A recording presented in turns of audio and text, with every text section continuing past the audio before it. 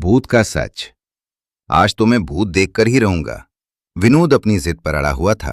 उसके मित्रों ने बहुत मना किया पर वो नहीं माना। दरअसल विनोद पढ़ा लिखा नवयुवक था तथा आर्मी में नौकरी करता था। उसे किसी तरह का कोई भय और डर था ही नहीं। वो रात के अंधेरे में भी कहीं भी आ जा सकता था। कल ही दीपावली की छुट्टी पर सीधा अपने मामा के यहाँ आया हुआ था।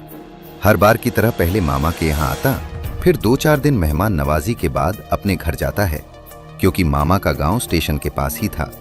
इस बार भी मामा के घर आकर अपने मित्रों के साथ शाम को गांव की चौपाल पर बैठा था। कभी अपनी आर्मी के अनुभव सुनाता, कभी मित्रों के चर्चे सुनता। तभी रोहित, जो कि विनोद का सहपाठी, भी आ गया। विनोद को देखते ही प्रसन्न होकर बोला, अरे विनोद, तुम कब आए?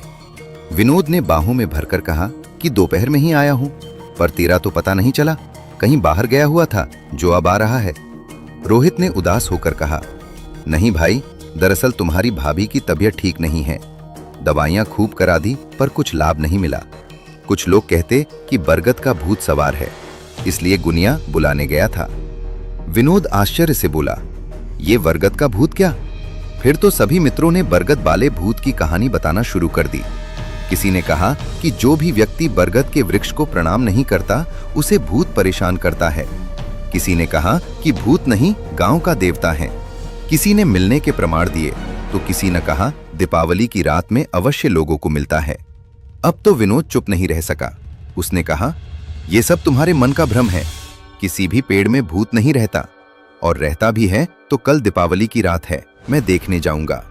मित्रों ने कहा, हम तो बचपन से यही सुनते आए हैं कि जो भी व्यक्ति दीपावली की रात को गांव के बाहर बाले बरगद के नीचे गया है उसे भूत छोड़ता नहीं है।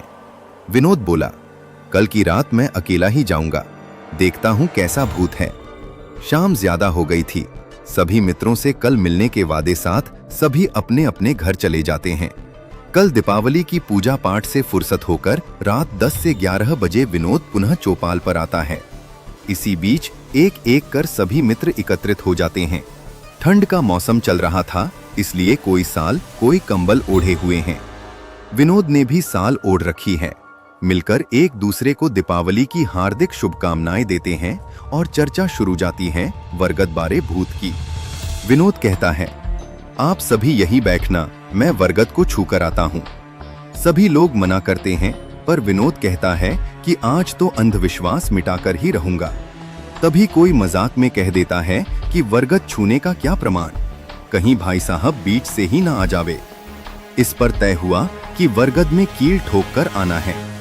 विनोद जाने लगा तो फिर सभी ने कहा, देखना भाई, भूत कोई आदमी थोड़ी है, सतर्क रहना। विनोद निर्भय चला गया। काली रात, घनघोर अंधेरा, ठंडी हवा के झोंके।